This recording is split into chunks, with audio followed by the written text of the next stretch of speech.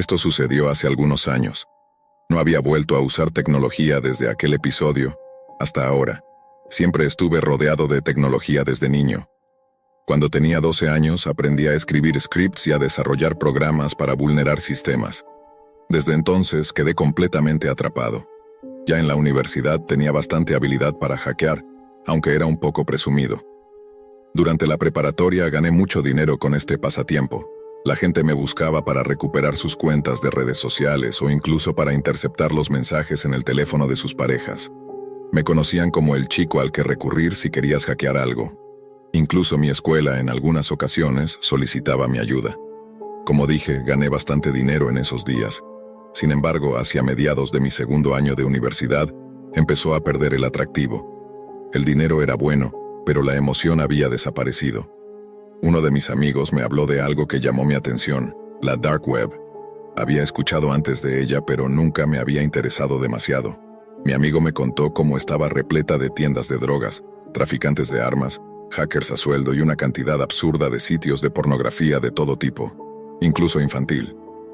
Como hacker y consumidor de marihuana, la Dark Web parecía una especie de paraíso para mí. Aquel día encendí mi computadora e hice una búsqueda rápida en Google. Con mi vasto conocimiento de tecnología, no tardé mucho en instalar Tails y configurar Tor en mi equipo. Navegué por el Hidden Wiki, pero la mayoría de los sitios me parecieron aburridos o estaban fuera de servicio. Le mandé un mensaje a mi amigo preguntándole si tenía alguna lista de enlaces interesante.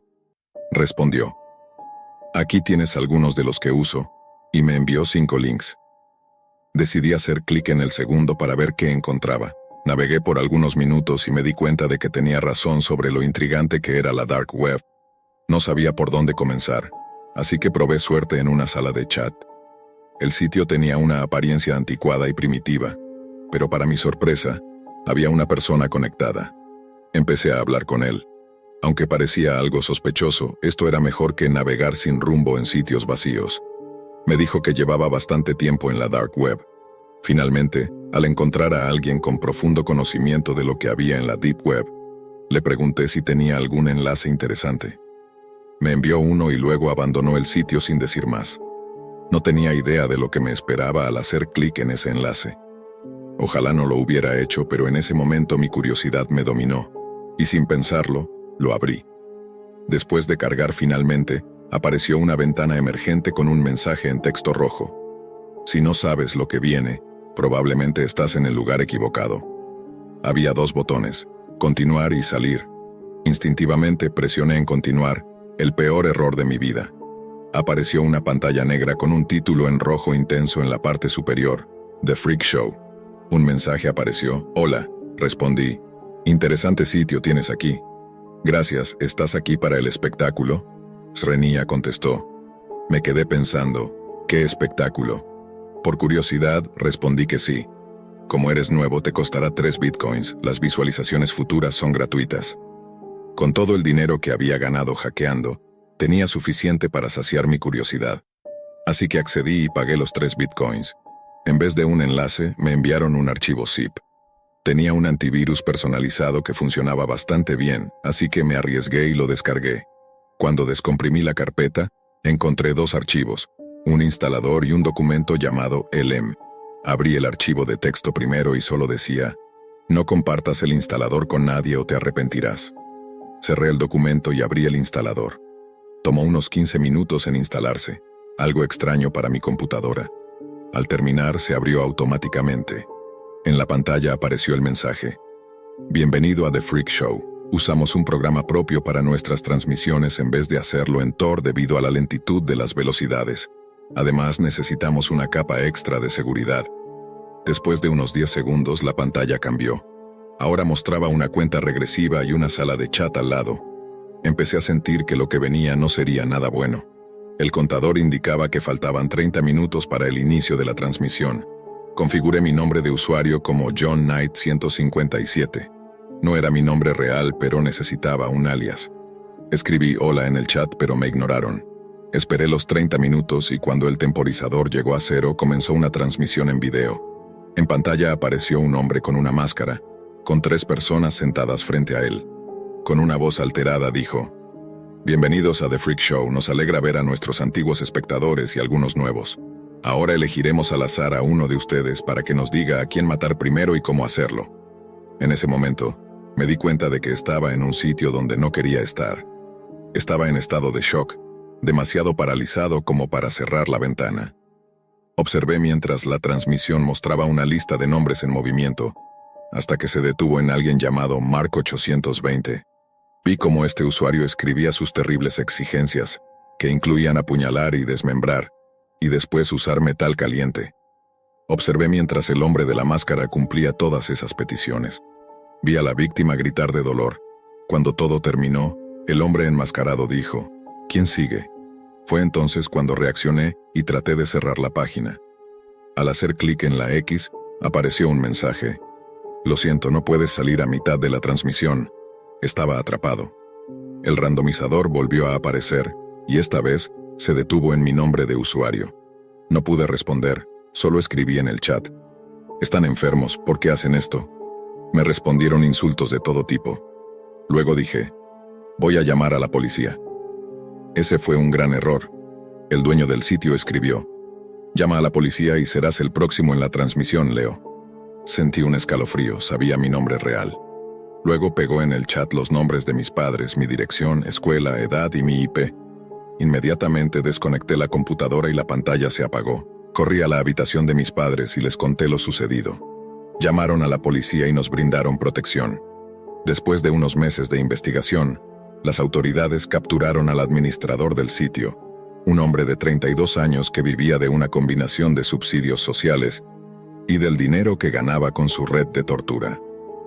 Pasaron muchos años antes de que volviera a usar tecnología. La Dark Web es un abismo lleno de cosas terribles, y si eres inteligente, te mantendrás lejos de ella.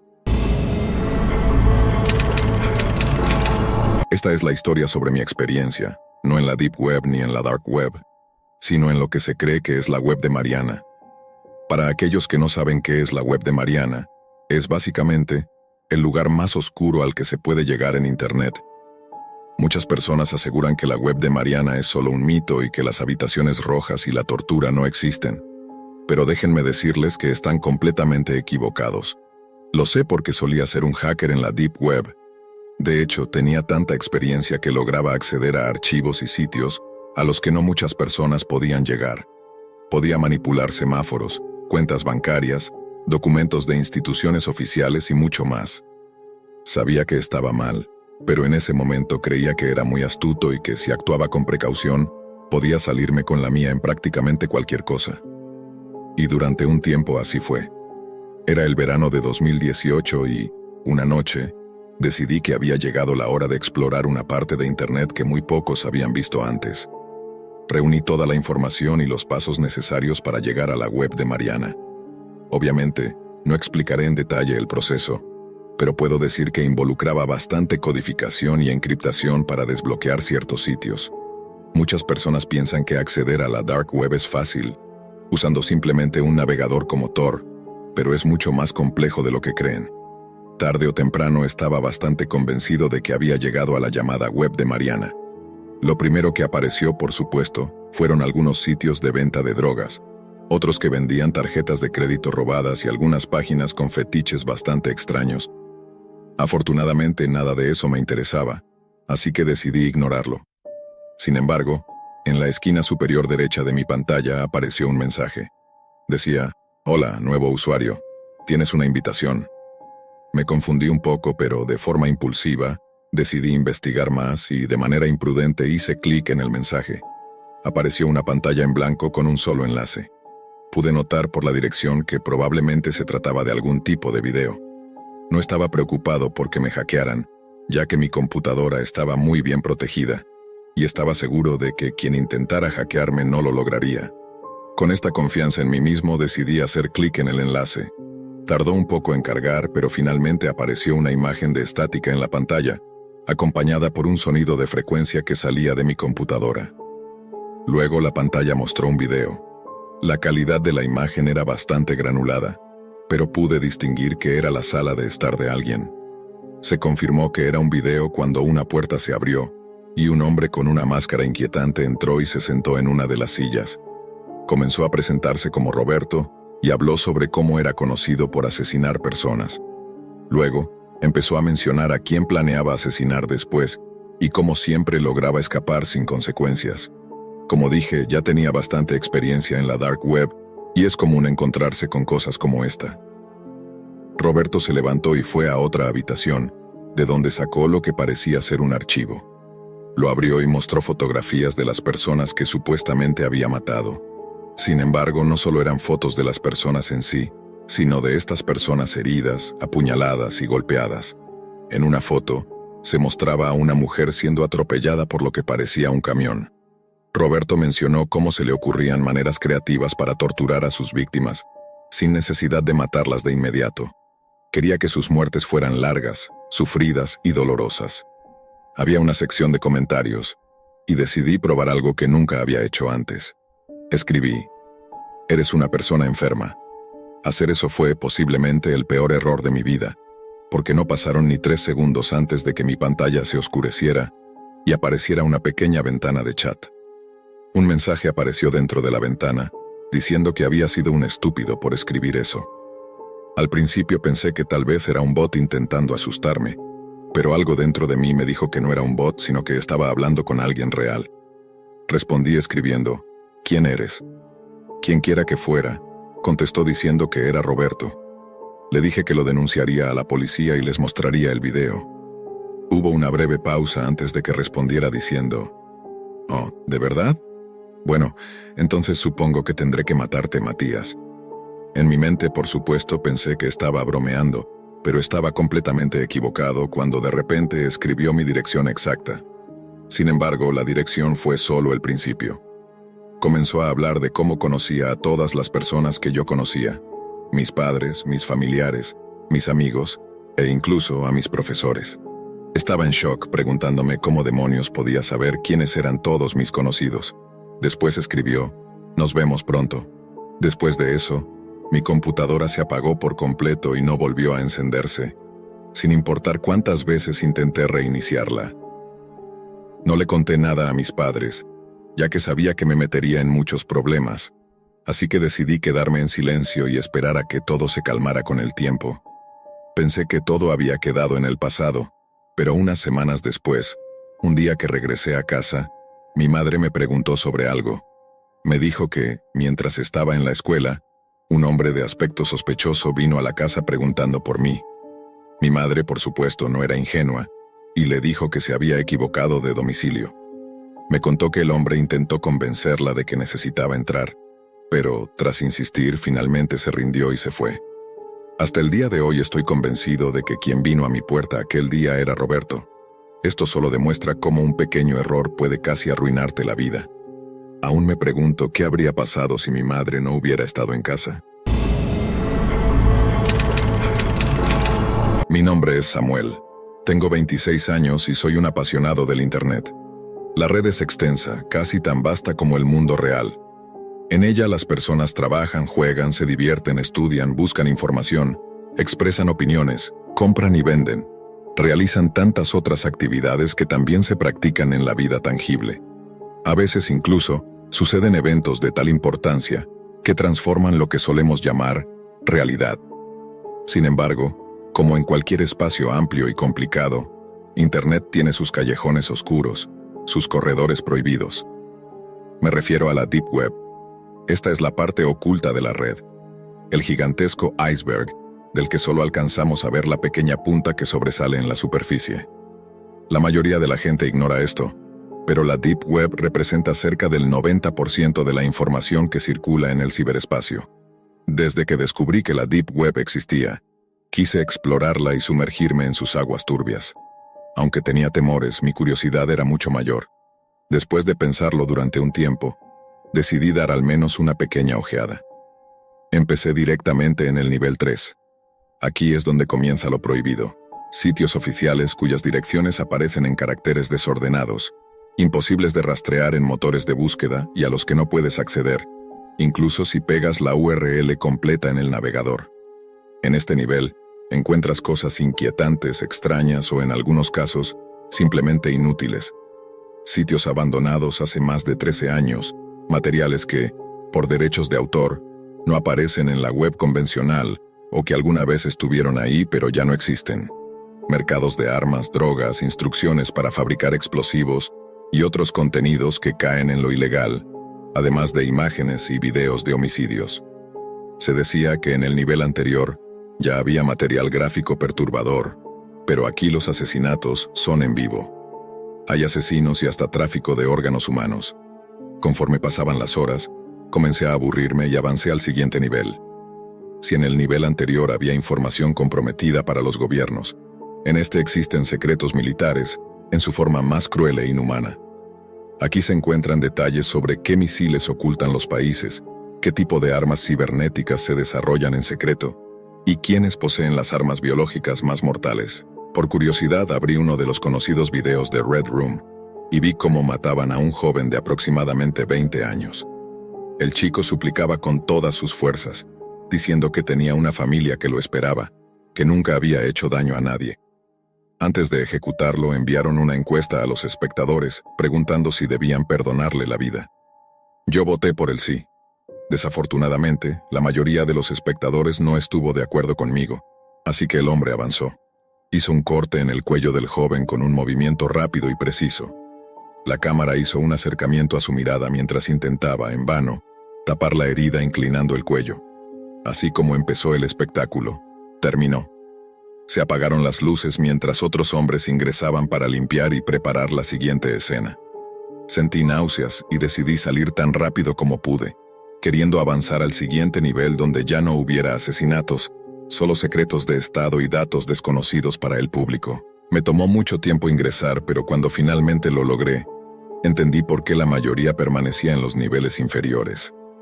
Tan pronto inicié sesión, mi computadora se reinició sola sin ningún tipo de advertencia en la pantalla, ni cortes de energía. Cuando el proceso de reinicio finalmente terminó, vi que mi disco duro había sido borrado. En todo el escritorio solo había un archivo de texto colocado en el centro de la pantalla, como si lo hubieran dejado allí para que lo viera. Lo abrí y el mensaje era corto, directo y algo intimidante. No lo intentes de nuevo. Me asusté tanto que no volví a entrar en la Deep Web durante varios días. En ese tiempo, restauré algunos archivos desde una copia de seguridad que tenía guardada. Pensé que lo peor había sido perder todos mis datos, que esa era la mayor consecuencia que podría haber sufrido. Me equivoqué. Unos días después, mi curiosidad me dominó y entré nuevamente. Esta vez ingresé al primer foro de la Deep Web que encontré.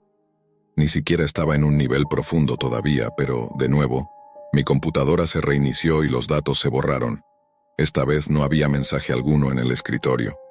Estaba completamente bloqueado de la Deep Web en mi computadora para siempre. 20 minutos después de este reinicio y formateo, escuché el timbre de mi puerta. Pregunté quién era desde el intercomunicador, pero nadie respondió. Bajé hasta la entrada del edificio, pero no había nadie. Solo un sobre descansaba en el suelo, justo debajo de la puerta. No tenía remitente, destinatario, ni nada escrito. Aunque presentía que era para mí, subí de nuevo a mi apartamento, me senté en la alfombra roja de mi habitación y abrí el sobre. Dentro encontré un mensaje breve. Samuel, esto no es un juego. No lo hagas de nuevo. No nos obligues a ir tras de ti.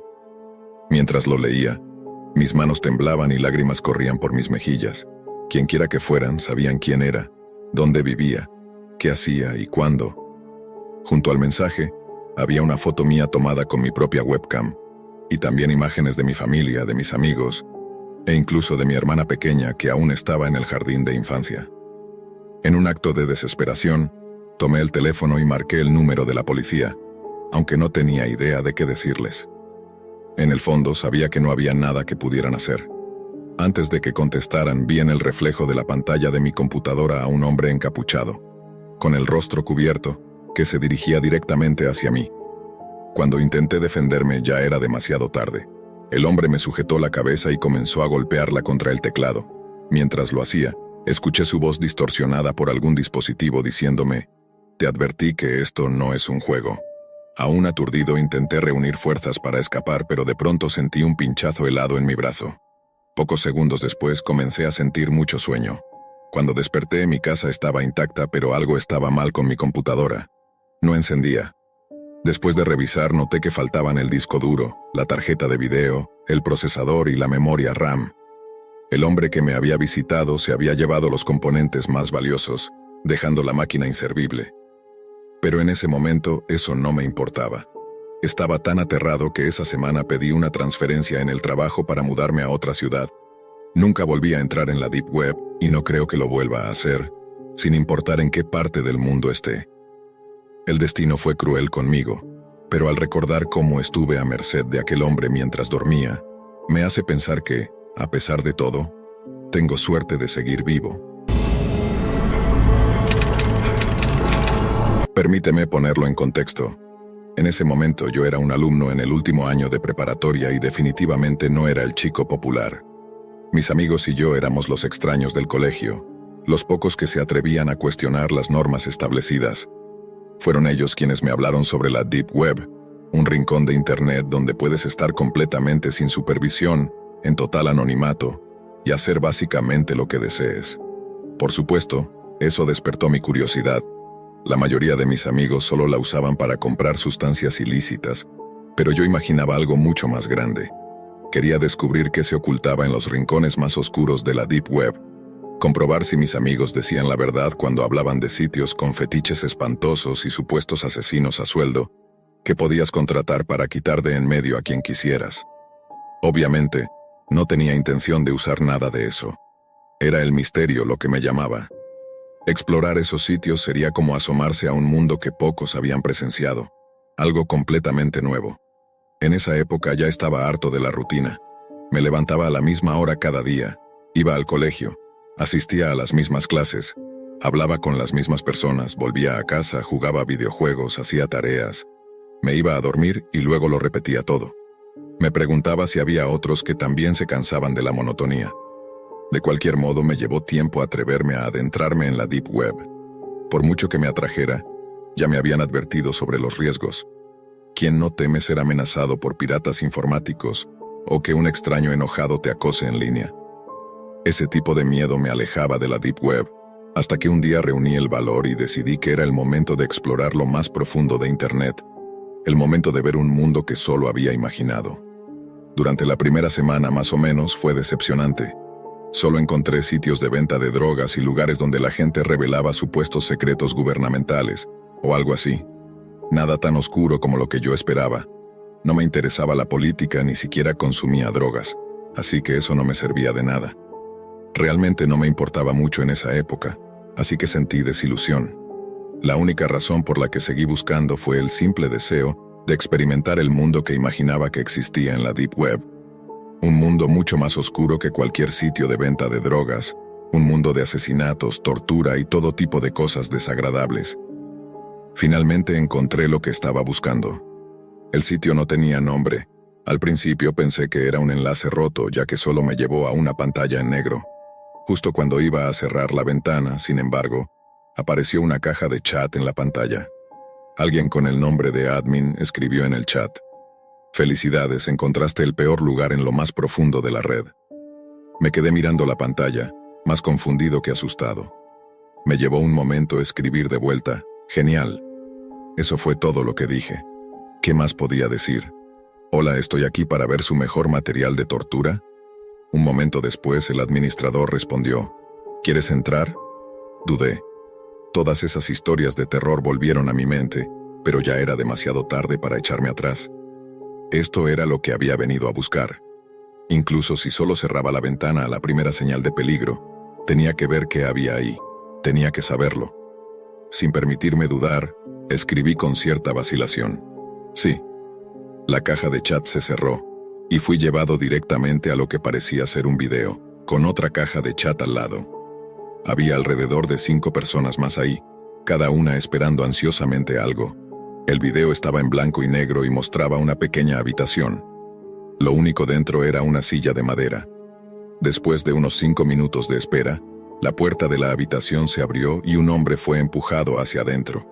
Estaba con los ojos vendados y solo llevaba unos calzoncillos negros. Lo seguía una mujer, vestida completamente de negro y con el rostro cubierto por una máscara.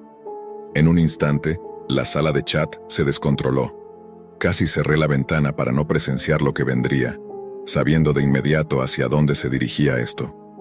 Pero de nuevo me recordé a mí mismo que esto era lo que quería. Quizá no la tortura en sí, pero sí la ventana a lo peor del mundo.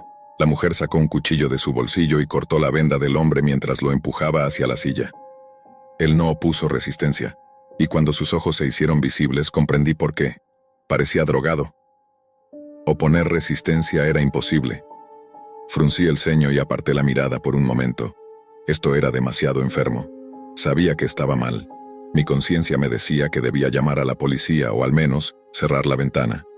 Pero me obligué a seguir mirando. La mujer se volvió hacia la cámara apuntando el cuchillo al cuello del hombre. Alguien en el chat escribió: «Córtale uno de los dedos». Cerré los puños inhalando con fuerza. Esto realmente estaba ocurriendo.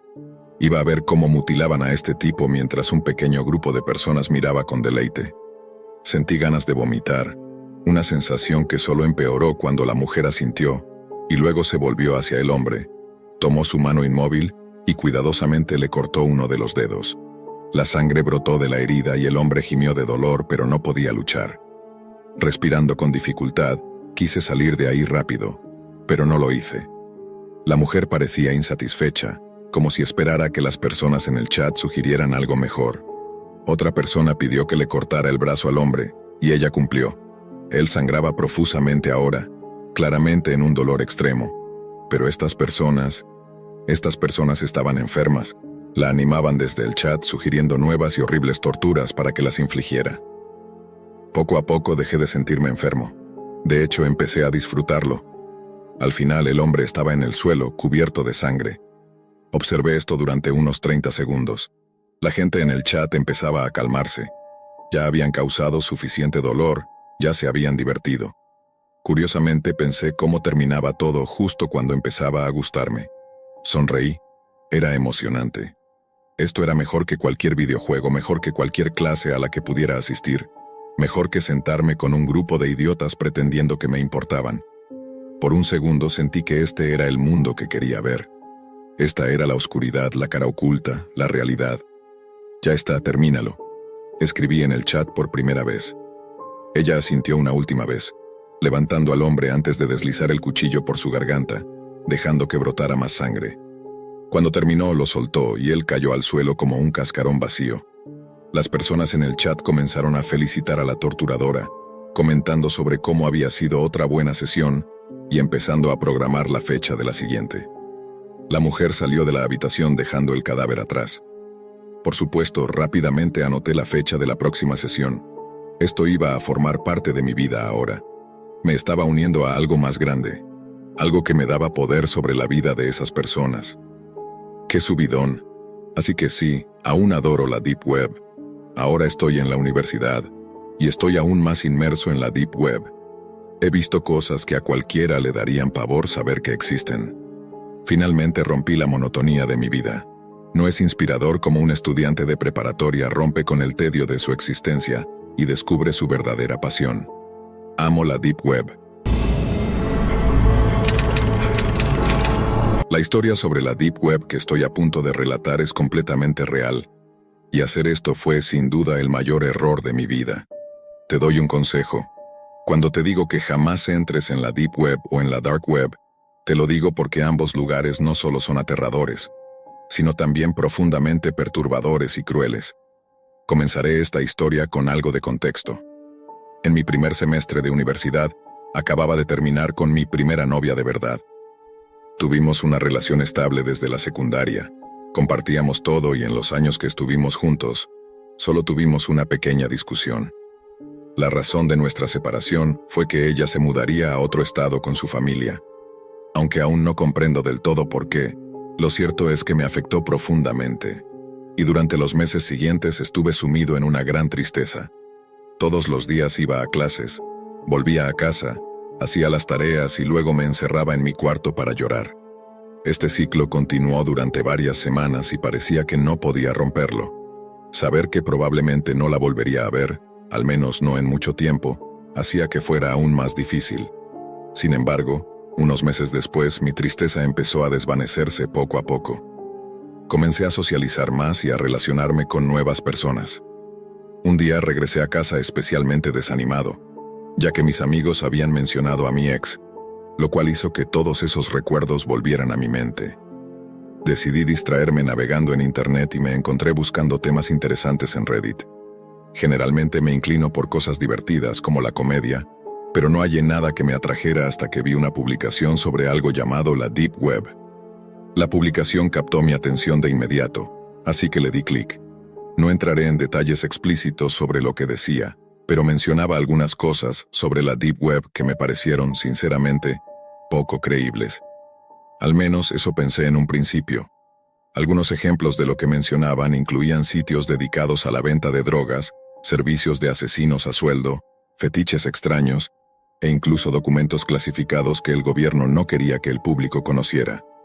Aunque no me interesaban los sitios de fetiches ni nada por el estilo, me intrigó lo suficiente como para querer ver de qué se trataba realmente la Deep Web. En la publicación recomendaban descargar un navegador llamado Tor para acceder, aunque también mencionaban otras opciones. Según decían, Tor era el mejor para adentrarse en la Deep Web. Como tengo cierta habilidad con estas cosas, no me costó mucho instalar el navegador y configurar todo. Con unos pocos clics, estaba oficialmente en la llamada Deep Web. Me encontré con algo llamado Hidden Wiki, donde había una sección llamada PS de editores voluntarios y algo llamado de introducción. No había nada especialmente oscuro al principio, solo categorías como contenido para adultos, pornografía y Bitcoin. Pero decidí seguir explorando. Hice clic en la sección de drogas y, para mi sorpresa, encontré numerosos sitios de venta de sustancias. Había por lo menos 100 de estos sitios. Por supuesto, no tenía ninguna intención de comprar nada, ya que no soy alguien que se involucre en actividades ilegales. Después de buscar un poco más, hallé foros en los que la gente discutía temas como tortura y pornografía ilegal. Me sorprendió mucho y empecé a pensar que, tal vez, la publicación que había leído no mentía. Quizás realmente había cosas así en los rincones más oscuros de Internet. La curiosidad, tonta y peligrosa, pudo más que yo, así que decidí seguir explorando. Finalmente, llegué a una lista de enlaces. No eran los sitios web comunes a los que estamos acostumbrados como www.com o .net, sino que consistían en combinaciones de letras y números al azar, y todos terminaban en .onion. Hice clic en uno y me llevó a una página en blanco. Al principio pensé que el enlace estaba roto, ya que la página tardaba muchísimo en cargar. Pero después de un minuto, apareció otro enlace en letras rojas, junto a una cara sonriente y aterradora. En ese momento, todas las alarmas se encendieron en mi cabeza y quise salir de allí. Sin embargo, la curiosidad me ganó de nuevo, así que hice clic en el enlace. Podrías pensar que tal vez era solo un virus o un intento de hackeo, pero no. Lo que vi a continuación casi me hizo vomitar. No mencionaré el nombre del sitio, pero estaba dedicado a cientos de fotos y videos de personas siendo torturadas, violentadas, colgadas e incluso azotadas. Algunas de las víctimas ni siquiera eran mayores de edad, y sabes bien a qué me refiero con eso. Déjame decirte que he visto algunas cosas horribles en mi vida, desde gente siendo atropellada hasta decapitaciones, pero esto era otra cosa. Quiero aclarar que no me molesta ver algunas cosas oscuras de vez en cuando, pero tengo mis límites. Esto superaba cualquier oscuridad y perturbación que pudiera tolerar. Aunque suene difícil de creer, estas cosas realmente ocurren, y lamentablemente, hay personas en el mundo tan enfermas que obtienen algún tipo de satisfacción al hacer estas cosas. De inmediato cerré el sitio, borré el navegador Tor y dejé de usar mi computadora por un tiempo. Después investigué un poco más sobre la Dark Web, y he leído que muchas personas creen que torturas y cosas así no ocurren realmente. Pero estoy bastante seguro de que vi algo que prueba lo contrario. Para aquellos de ustedes que sienten curiosidad por adentrarse en la Dark Web, por favor, escuchen mi consejo y no lo hagan, especialmente si no saben bien lo que están haciendo. Yo era joven, ingenuo y francamente estúpido por haber cometido ese error. No entren en la Dark Web. Probablemente todos hemos escuchado la frase "no como carne", más de 20 veces a la semana. La oímos al entrar a un restaurante, al pedir comida, e incluso en nuestras conversaciones cotidianas. Y aunque pensé que jamás pronunciaría esas palabras, Un suceso que ocurrió hace varios años me hizo prometer que nunca volvería a probar carne. Esta inquietante historia describe mí. Fue como mi mejor camarada, ya que nos conocíamos desde pequeños. Él era algo reservado y retraído, mientras que yo era más extrovertido y sociable. Sin embargo, a pesar de nuestras distintas personalidades, éramos como hermanos. Cada verano se organizaba una reunión donde todos nuestros amigos de la infancia nos encontrábamos y nos actualizábamos sobre nuestras vidas. A Álvaro no le agradaba ir a esos eventos, pero yo siempre lograba convencerlo. Cuando llegamos nos mezclamos, comimos y nos pusimos al día con la mayoría de nuestros otros amigos de la niñez. Hacia el final de la reunión un hombre se nos acercó y lo reconocí. Era Martín Fernández. Martín era un extravagante entusiasta de la comida, obsesionado con descubrir nuevos sabores. También era un youtuber muy popular. Su canal trataba de temas variados relacionados con la comida como ASMR, mukbangs y exploraciones de nuevas gastronomías. En resumen, todo lo relacionado con la comida. Aunque había sido parte de nuestro grupo de la infancia, no éramos muy cercanos a él, ya que siempre fue algo raro. «Julio, Álvaro, qué bueno verlos», dijo Martín mientras nos abrazaba. «Huelen muy bien». Este comentario fue extraño, ya que Álvaro y yo no estábamos usando colonia, pero lo ignoré, pensando que solo era una cortesía suya. Así que le respondí: «Es un gusto verte, Martín». Luego él preguntó: «¿Les ha gustado la comida?». Álvaro respondió: «Estuvo excelente». «Qué bueno que la disfrutaron porque la preparé yo», dijo Martín sonriente. «Bueno, hiciste un gran trabajo. Realmente estaba deliciosa», respondí. Él sonrió aún más y comentó: «Voy a grabar un nuevo video de mukbang para mi canal en YouTube, y me encantaría que participaran». Aunque ni yo ni Álvaro éramos realmente aficionados a la comida, no quise parecer descortés, así que acepté con gusto y le dije que apareceríamos en su video. Martín se despidió diciendo: «Perfecto, les enviaré mi dirección y los espero el miércoles». Álvaro no estaba muy entusiasmado con esto. «No debiste haber aceptado, Julio. Sabes que no me gusta hacer este tipo de cosas». «No te preocupes», le respondí. «Seguro será una experiencia divertida». No sabía entonces que sería una experiencia que jamás olvidaría. Finalmente llegó el miércoles, y mientras conducíamos hacia la casa de Martín, Álvaro estaba visiblemente inquieto. «No sé sobre esto, Julio, tengo una sensación realmente extraña al respecto». Ambos sabemos lo raro que es Martín. Supuse que era solo el carácter reservado de Álvaro, así que intenté calmarlo diciéndole: «Vamos, amigo, sé que era algo raro de niño, pero ahora es un adulto». «Lo sé», respondió Álvaro. «Pero sigue siendo raro. ¿No notaste cómo nos miraba en la reunión? Tenía una sonrisa algo inquietante. Además, dijo que olíamos bien, y ambos sabemos que no usamos colonia. Algo aquí no cuadra». Pensé que todo estaba probablemente solo en la mente de Álvaro, así que le respondí: «Realmente no noté nada de eso, pero seguro es solo tu imaginación. Estaremos bien». Finalmente llegamos a la casa de Martín, y lo primero que me llamó la atención fue lo enorme que era. Sabía que ser youtuber daba buenos ingresos, pero no imaginaba que tanto. Tocamos la puerta y Martín la abrió rápidamente. Se le veía extasiado, y la mirada que nos lanzó era más de anhelo que de felicidad. «Pasen, pasen», dijo. Entramos y nos quedamos en el pasillo. «Huelen maravilloso», dijo. Esta vez yo sí estaba usando colonia, así que fue un poco menos raro, aunque había algo perturbador en la manera en que lo dijo. «Gracias», respondí. Álvaro claramente no estaba cómodo al escuchar nuevamente ese comentario de Martín, pero sonrió y asintió. «Espérenme aquí mientras preparo las cámaras», dijo Martín antes de irse. Nos sentamos en unas sillas en el pasillo, y cuanto más tiempo pasaba, más comenzaba a sentir la misma ansiedad que Álvaro. Intentaba recordar a intervalos que ya era un adulto, y que no debía asustarme sin motivo. El silencio en la mansión era inquietante y daba miedo. «¿Qué diablos es eso?», preguntó Álvaro rompiendo el silencio. Me giré y lo vi observando un cuadro en la pared. La pintura parecía mostrar varias figuras humanas devorando a una niña pequeña. La están comiendo», dijo Álvaro visiblemente perturbado. A simple vista era evidente que eso era lo que estaba sucediendo, pero decidí no asustar a Álvaro, así que le respondí: «Parece que sí, pero no estoy seguro. Es una pintura extraña». Fue entonces cuando escuchamos la voz de Martín desde el final del pasillo.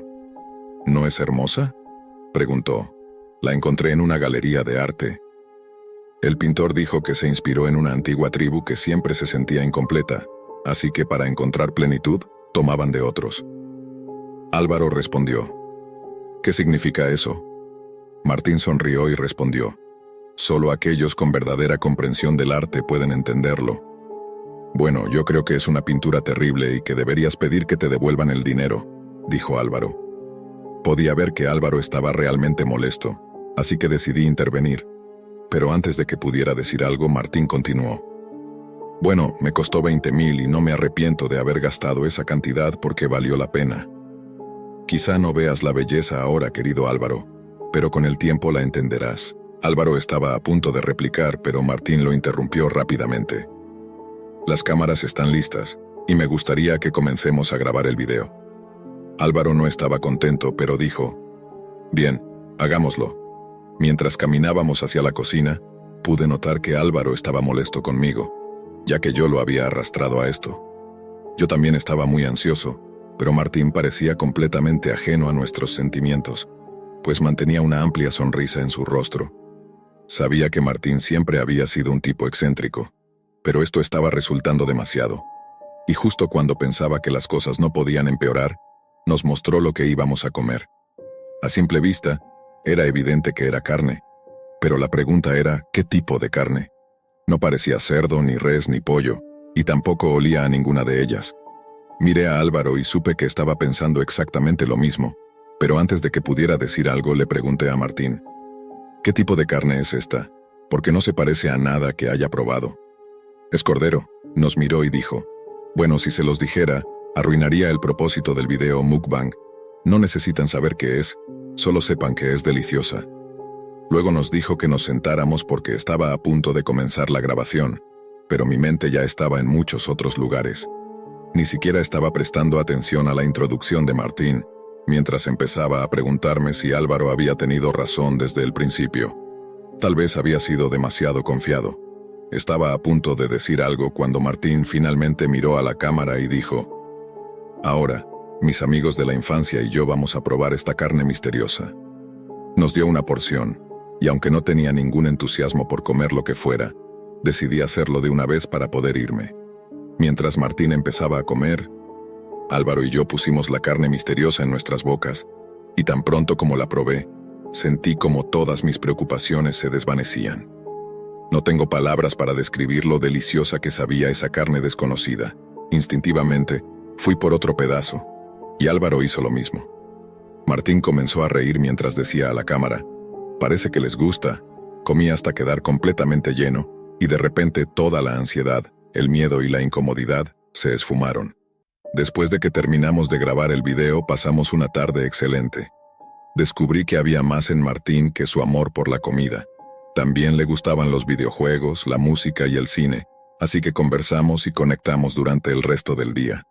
Justo cuando soltaba un suspiro de alivio, feliz de haberme sentido cómodo de nuevo y viendo que Álvaro también se relajaba, pensé para mí, me alegro de haber venido. Mientras estábamos sentados hablando, Álvaro finalmente comentó, pero en serio, esa carne misteriosa estaba deliciosa. ¿Qué era realmente? Martín dijo que era carne importada, pero insinuó que era una mezcla de varios tipos. Como había notado un toque de sabor a pollo, empecé a creer que solo se trataba de una combinación. Mientras Martín seguía hablando, sentí la necesidad de ir al baño, así que le pregunté dónde estaba. Me indicó que estaba al final del pasillo, a la izquierda. Después de usar el baño, me sentí algo sediento porque había comido mucha carne, así que fui a la cocina, abrí el refrigerador y saqué un poco de agua para beber. Mientras tomaba agua, noté algo por el rabillo del ojo. Eso era una... No pude terminar de procesar el pensamiento antes de gritar. Allí en el refrigerador de Martín, estaba lo que parecía ser una mano de un niño. Cuanto más observaba, peor se volvía la imagen. Detrás de los alimentos había más partes humanas, pies, brazos, dedos, y en ese momento todo encajó en mi mente. Vomité de inmediato y empecé a gritar otra vez. Entonces escuché la voz de Álvaro llamándome. «Julio, ¿me escuchas?», dijo. Pero antes de que terminara la frase, el sonido sordo de algo cayendo lo interrumpió, seguido de un silencio absoluto. No pasó mucho tiempo antes de que Martín apareciera en la cocina sosteniendo un tubo de metal, cuyo extremo tenía una mancha roja que parecía sangre. Permaneció allí mirándome en silencio, con una sonrisa en su rostro, durante lo que parecieron 2 minutos antes de decir: «Veo que encontraste tu plato favorito». Quise decir algo, pero solo pude gritar de nuevo. Antes de que pudiera levantar la cabeza, sentí el golpe contundente del tubo de metal y perdí el conocimiento. Comencé a abrir los ojos lentamente. Lo primero que vi fueron luces parpadeantes y brillantes. Me tomó un momento enfocar la vista y finalmente pude ver mi entorno. Estaba en lo que parecía ser un sótano. También estaba atado a lo que parecía ser una roca de concreto dura, la cual tenía manchas de un líquido rojo por todas partes, como una mesa de carnicero. A mi derecha estaba Álvaro, inconsciente y también atado a algo similar. Pude oír la voz de Martín diciendo: «¿Qué tal, mis amantes excéntricos de la comida? Ahora que ya han visto el video preliminar, aquí es donde comienza la verdadera diversión. Y hago esto solo para ustedes, mis fans exclusivos». Finalmente pude verlo. Estaba frente a una cámara usando un delantal, y alrededor de nosotros había varias luces. Me sentía algo mareado por el golpe en la cabeza, pero logré soltar lo primero que se me ocurrió. «Martín, estás enfermo». Lentamente, él se giró para mirarme, con esa sonrisa retorcida en su rostro. «Miren amigos, nuestra comida ha despertado», dijo mirando a la cámara. «¿Qué quieres de nosotros?», grité. Él me miró con calma y dijo: «¿Qué queremos? Queremos lo que ustedes nunca han sabido apreciar todos estos años, la comida divina que han sido todo este tiempo». Martín caminó hacia mí y hundió su nariz en mi pecho. «Hueles tan bien, tan delicioso. Tu sudor está haciendo un excelente trabajo en sazonarte». Mientras decía esas palabras, entendí lo que él realmente quería decir. «¿Así que eso era lo que querías decir?», pregunté. No respondió. Solo caminó hacia la cámara y dijo: «Suficiente charla con la comida». Se dirigió a una estantería y sacó lo que parecía ser un maletín de herramientas, de donde empezó a sacar varios cuchillos afilados de carnicero. Luego miró a la cámara y habló como si estuviera en un programa de cocina, dirigiéndose a una audiencia. «Cuando la carne está tan fresca como esta, hay algunas partes que solo son deliciosas cuando se comen crudas». Entonces caminó hacia Álvaro con un cuchillo en la mano. Levantó su cabeza y sujetó su oreja. Con un corte limpio, le quitó la oreja a Álvaro. Mi estómago se revolvió y sentí náuseas otra vez. Supongo que eso despertó a Álvaro porque de inmediato comenzó a gritar. Sin dudarlo, Martín se metió la oreja ensangrentada de Álvaro en la boca como si fuera una galleta. Lo miré horrorizado mientras comenzaba a gritar: «Ese es mi amigo». Martín me miró y dijo: «Mírame bien. Ambos sabemos que te encantó el sabor. Vi tus ojos mientras devorabas esa carne. Probaste algo divino, y después de eso no hay vuelta atrás.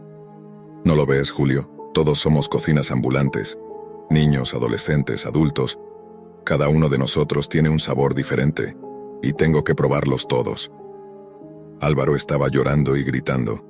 Observé a Martín mientras seguía hablando en su monólogo enfermo, pero lo único que pasaba por mi mente era: «Tengo que salir de aquí, y debo sacar a Álvaro conmigo».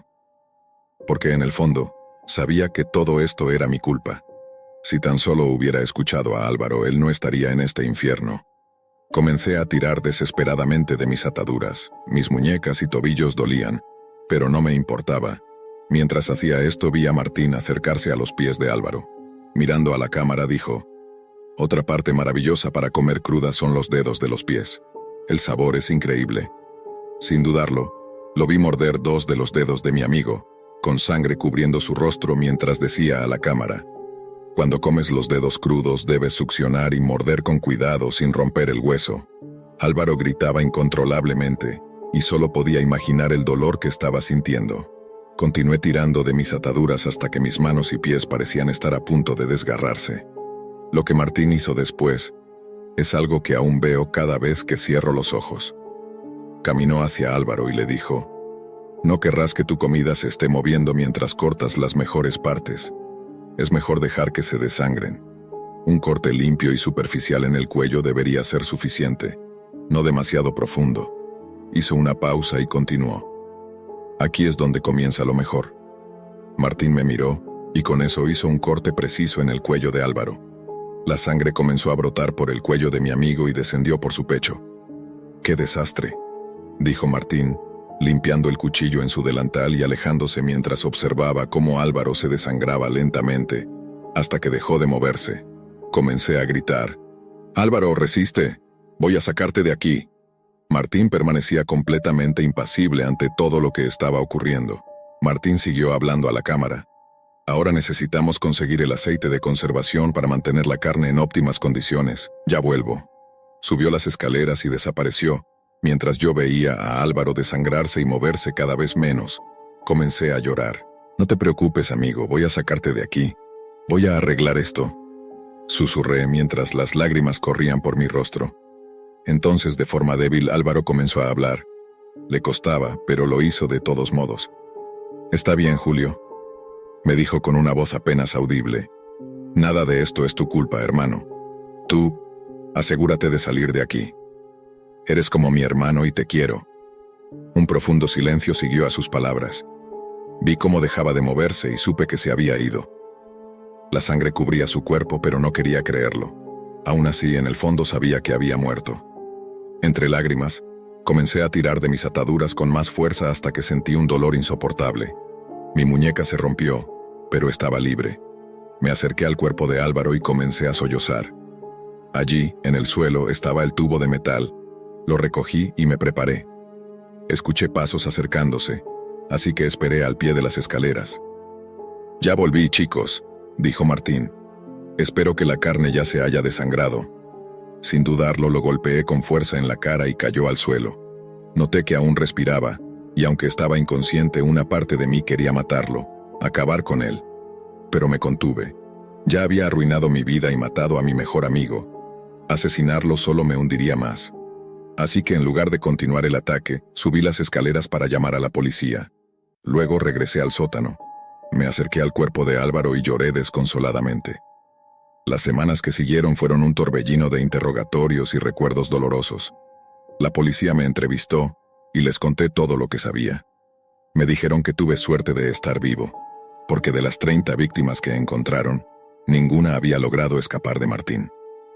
También me explicaron que él transmitía en secreto para sus suscriptores exclusivos en la Deep Web, lo que explicaba por qué nos estaba grabando. Encontraron a más de 1000 usuarios suscritos a su canal, lo cual me alarmó profundamente, ya que significaba que había personas tan perturbadas como él.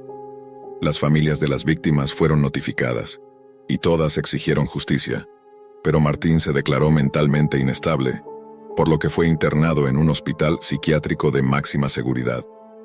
Los padres de Álvaro quedaron destrozados, al igual que las familias de las demás víctimas, quienes apelaron para que se le diera cadena perpetua o incluso la pena de muerte. Espero que lo logren, porque ese hombre merece pagar. Esa semana enterramos a Álvaro y le di mi último adiós a mi mejor amigo. Han pasado 5 años desde ese trágico evento, y en lugar de dejarme caer en la desesperación, decidí seguir adelante. Ahora estoy casado y tengo una hija de 2 años.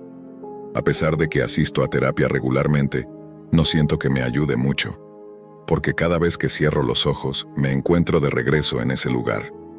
Dejé de comer carne, pero a veces siento un deseo casi irresistible de probarla. A veces me sorprendo mirando a mi pequeña hija, salivando y preguntándome a qué sabrá. Otras veces miro a mi esposa de la misma manera. Regularmente tengo pensamientos sobre cortarme un pedazo de mi brazo y cocinarlo, solo para sentir ese sabor otra vez.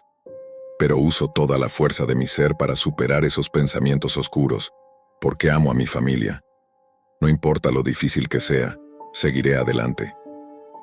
Martín Fernández era un hombre depravado y enfermo, pero no mintió cuando dijo que, una vez pruebas algo divino, no hay vuelta atrás. No estoy seguro de cómo empezar esto, y tal vez ni siquiera debería contarlo, pero hay experiencias que se te quedan marcadas para siempre. Esta es una de ellas. Han pasado muchos años, pero lo recuerdo como si hubiera sido ayer, como una pesadilla que se repite una y otra vez y no te deja en paz. Lo que ocurrió con mi prima es algo que nunca debió suceder, y hasta el día de hoy, Cada vez que pienso en todo lo que pasó, no puedo evitar sentir una mezcla de rabia, tristeza y culpa. Si no fuera por esa página de la Deep Web, si no fuera por esas promesas huecas, quizás todavía estaría con nosotros. Mi prima y yo crecimos juntos. Éramos como hermanos inseparables. Siempre supe que ella era una de esas personas que vivían bajo una sombra constante. Desde niña era insegura con su cuerpo, siempre sintiéndose insuficiente, siempre comparándose con otras chicas que parecían tenerlo todo. Era bonita, pero nunca lo vio de esa manera. Para ella todo giraba en torno a encajar en un molde que parecía imposible de alcanzar. Pasaba horas frente al espejo, buscando defectos que nadie más notaba. Yo la veía autodestruirse lentamente, atrapada en una lucha contra sí misma que parecía no tener fin. Las cosas empeoraron durante su adolescencia. Los comentarios crueles y las burlas se convirtieron en algo de todos los días. No importaba cuánto intentara cambiar, nunca parecía ser suficiente.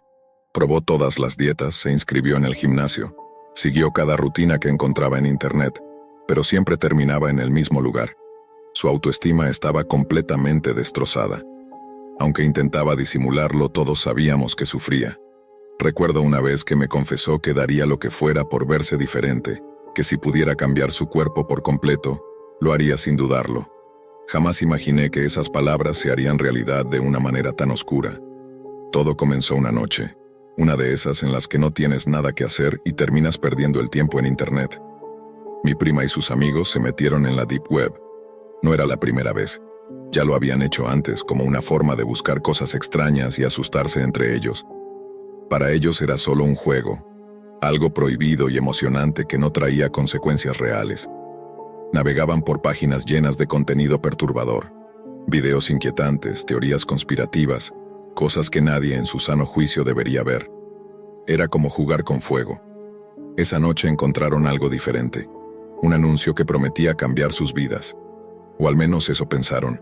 Se trataba de cirugías estéticas completamente gratuitas para convertirte en la chica ideal. Lo decían así, sin rodeos, como si fuera lo más normal del mundo.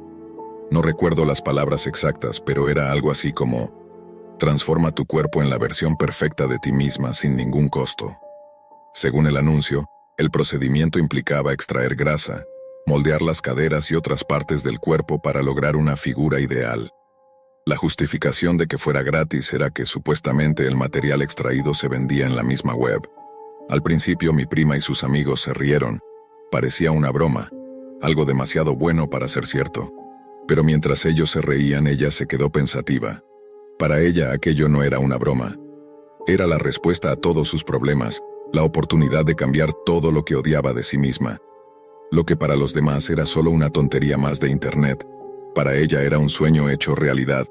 Y no podía sacarse esa idea de la cabeza. Intenté hablar con ella. Le dije que no tenía sentido, que nadie regala nada, y mucho menos algo tan serio como una cirugía. Le advertí que era peligroso, que había muchas cosas extrañas en la Deep Web, y que no podía confiar en un anuncio anónimo. Pero no me escuchó. Estaba tan obsesionada con la idea de verse diferente, tan cansada de odiar su propio reflejo, que no le importaron los riesgos. Para ella esa era su última oportunidad. Pasaron las semanas y mi prima continuó investigando, cada vez más inmersa en esa web.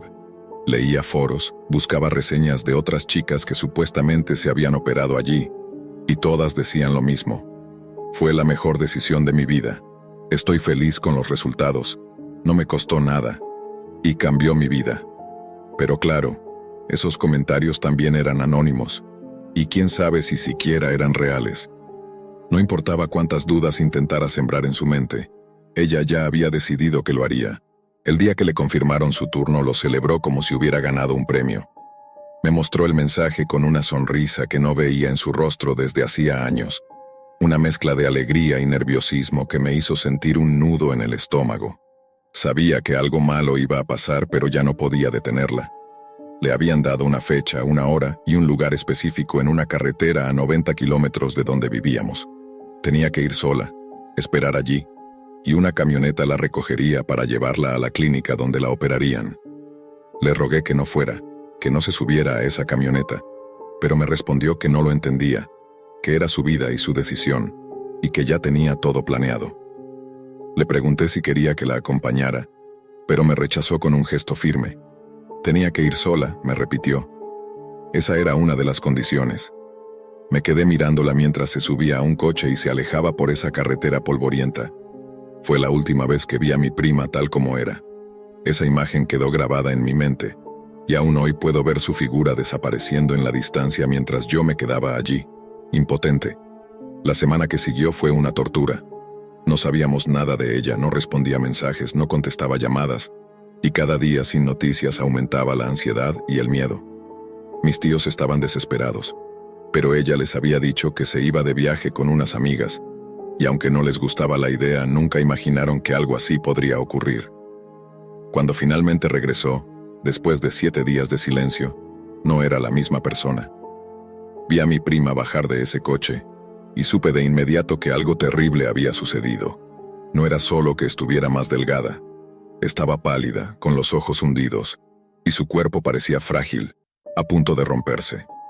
Parecía una versión distorsionada de sí misma, como si alguien la hubiera reconstruido mal, dejando fuera todas las partes que la hacían ser ella. Sus piernas eran tan delgadas que parecían no poder sostenerla. Sus caderas estaban hundidas, y su abdomen, que supuestamente iba a ser perfecto, tenía una forma extraña con bultos y cicatrices que sobresalían bajo la ropa. Lo más perturbador era su rostro. Su cara, que siempre había sido redonda y llena de vida, estaba ahora hundida y demacrada. Sus pómulos sobresalían de una manera antinatural. Sus labios estaban hinchados y desproporcionados. Y sus ojos, aquellos ojos grandes y expresivos, ahora parecían 2 pozos vacíos, sin vida. No podía creer que fuera ella. Se veía como una sombra de lo que había sido, un monstruo salido de una pesadilla, y cada vez que la miraba, sentía un dolor en el pecho indescriptible. Intenté hablar con ella, pero cada vez que lo hacía, cambiaba de tema rápidamente. Decía que todo había salido perfecto, que se sentía genial, pero yo sabía que mentía. Sus movimientos eran torpes, como si cada paso le doliera. Más de una vez la escuché llorar en su habitación, pero cuando le preguntaba, solo respondía que estaba cansada, que era normal sentirse así después de una cirugía. Sin embargo, no había nada normal en lo que veía. Con cada día que pasaba parecía más débil, más distante, y cada vez que se miraba al espejo, su sonrisa era más forzada, más desesperada. Los detalles de lo que ocurrió durante esa semana eran confusos. Me contó que la camioneta la recogió en el lugar acordado, con las ventanas tapadas para que no pudiera ver hacia dónde la llevaban. Dijo que la bajaron en un lugar que parecía un hospital, pero apenas recordaba nada con claridad. Los quirófanos eran fríos y sucios. Aunque decía que todo salió bien, yo sabía que no era cierto. Lo que le hicieron la destrozó por completo. Con el tiempo la situación solo empeoró. Mi prima se había convertido en una sombra de lo que era, no solo físicamente, sino también en su interior.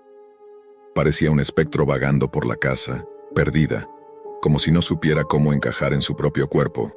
La familia intentaba comprender qué estaba sucediendo, pero ella no hablaba. Insistía en que estaba bien, que todo era parte del proceso de recuperación. Pero todos sabíamos que eso no era cierto. Las noches se convirtieron en un infierno. La escuchaba llorar en su cuarto. Sus sollozos atravesaban las paredes y se metían en mi cabeza. No era un llanto común. Era desgarrador, lleno de una tristeza que me partía el alma. Quería entrar, abrazarla y decirle que todo iba a estar bien, pero sabía que esas palabras serían inútiles. No podía reconocerla y lo peor, creo que ella tampoco se reconocía. Sus amigos empezaron a alejarse. Al principio, cuando volvió, todos intentaron apoyarla, pero su transformación los asustaba. No sabían cómo tratarla ni qué decirle, y poco a poco dejaron de visitarla. Terminó sola, aislada, atrapada en una prisión que ella misma había creado buscando esa perfección que siempre había anhelado. Verla así era una tortura. Todo su esfuerzo por cambiarla había llevado a un lugar mucho peor. Con el tiempo, su salud comenzó a deteriorarse de forma alarmante. Primero fueron pequeños resfriados que no se iban, luego infecciones que la dejaban en cama por días. Su cuerpo no respondía, como si estuviera rindiéndose. Sus defensas estaban por el suelo, y cada pequeño problema de salud se convertía en una batalla que no podía ganar. Mi prima, La misma que había soñado con un cuerpo perfecto y una nueva vida, ahora no tenía fuerzas ni para levantarse de la cama. Las visitas al médico se hicieron constantes, pero nadie lograba entender que estaba mal. Los análisis mostraban niveles bajos de todo: defensas, glóbulos rojos, nutrientes esenciales. Era como si su cuerpo se estuviera descomponiendo desde adentro. Los doctores no encontraban una causa clara y, en su negación, mi prima nunca mencionó lo que le habían hecho en aquel lugar oscuro. Todo estaba envuelto en un silencio sepulcral, y nosotros, su familia, estábamos impotentes, sin saber cómo ayudarla. Recuerdo un día en particular, una tarde lluviosa que nunca olvidaré. Mi prima estaba sentada en la cocina, mirándose en un pequeño espejo de mano. La luz tenue del atardecer entraba por la ventana, y su reflejo era devastador. Sus ojos se llenaron de lágrimas mientras se tocaba el rostro, como buscando algo que ya no estaba allí. Me acerqué y le pregunté si estaba bien, aunque sabía que su respuesta no sería sincera. «Estoy bien», me dijo en un hilo de voz sin mirarme a los ojos. Su voz temblaba y su mano delgada y frágil temblaba aún más. Intenté consolarla, pero cada palabra sonaba vacía, sin fuerza. No sabía cómo llegar a ella, cómo atravesar esa barrera de dolor que la envolvía. La verdad es que no sabía qué decirle. Verla así, tan derrotada, me rompía el corazón en 1000 pedazos. Fue en ese momento que me contó lo poco que recordaba. Dijo que en aquel lugar todo había sido rápido y casi mecánico. Los médicos no le hablaron, no le explicaron nada. La sedaron y la llevaron a un quirófano sucio, con luces parpadeantes y un frío que le calaba los huesos. Recordaba solo fragmentos desordenados de lo que le hicieron, pero no podía reconstruirlo todo. Solo recordaba haber despertado en una cama dura, con dolor en todo el cuerpo y la sensación de que algo estaba terriblemente mal. Le dieron unas pastillas y la enviaron de vuelta, sin más. No podía dejar de pensar en todo lo que había leído sobre esos procedimientos, en esa grasa y esas partes de su cuerpo que le quitaron, probablemente no vendidas de manera legal. ¿Quién sabe qué hicieron con ellas? La idea de que esos restos pudieran estar en manos de algún psicópata, o algo peor, se me hacía insoportable. Cada vez que pensaba en ello, sentía que me faltaba el aire, como si ella hubiera entregado partes de sí misma a algo monstruoso y enfermo. Las semanas se convirtieron en meses, y la situación no mejoraba. Mi prima estaba cada vez más débil y los médicos no sabían qué más hacer. Probaban tratamientos, cambiaban medicamentos, pero nada parecía funcionar. Ella seguía empeorando, como si su cuerpo se estuviera marchitando lentamente. Cada vez que la visitaba la encontraba más apagada, más desconectada de la realidad. Había días en los que ni siquiera se levantaba de la cama, y yo sabía que la culpa por lo que había hecho la estaba consumiendo. Un día, 2 años después de todo esto, mi prima no despertó. Se fue en silencio, sola en su habitación, sin que nadie pudiera hacer nada para evitarlo. Su cuerpo no soportó más, y simplemente dejó de funcionar. Fue un golpe devastador, pero en el fondo sabíamos que su salud había estado en picada desde hacía mucho tiempo. Nos dijeron que fue una combinación de múltiples fallos orgánicos, una acumulación de problemas que su cuerpo ya no pudo soportar. El funeral fue desgarrador. Ver a mis tíos llorar junto a su ataúd preguntándose qué hicieron mal, fue algo que nunca podré olvidar. Nadie sabía la verdad completa, y yo tampoco tuve el valor de contársela. No podían saberlo. No podían entender que todo esto había empezado con un anuncio en la parte más oscura de Internet. Me quedé en silencio, cargando con la culpa de no haber hecho más para detenerla. Cada día, la misma imagen me persigue. Mi prima subiendo a esa camioneta, tan ilusionada por cambiar su vida. Ella nunca supo lo que realmente estaba haciendo, y yo nunca podré perdonarme por no haberla protegido de eso. Cuando miro atrás, solo puedo pensar en lo absurdo que fue todo, en cómo su vida se fue apagando lentamente por culpa de una promesa hueca hecha por personas sin escrúpulos que solo querían aprovecharse de sus inseguridades. Las cirugías estéticas pueden parecer una solución fácil, pero hay que pensarlo bien y hacerlo solo en lugares seguros con profesionales verdaderos. Mi primera fue víctima de su propia desesperación, de su necesidad de ser alguien que no era. Y aunque ya no esté aquí, su historia es un recordatorio doloroso de lo que puede pasar cuando caemos en las manos equivocadas. Nunca sabré exactamente qué le hicieron o qué ocurrió con los restos que le extrajeron. pero sí sé que esa búsqueda de perfección fue lo que la destruyó. Esta es una historia que nunca debería haber sido contada, porque nunca debería haber ocurrido. Y aunque me duela hablar de ello, espero que sirva como advertencia para quienes piensan que todo vale la pena con tal de cambiar su apariencia. A veces, el precio es mucho más alto de lo que imaginamos.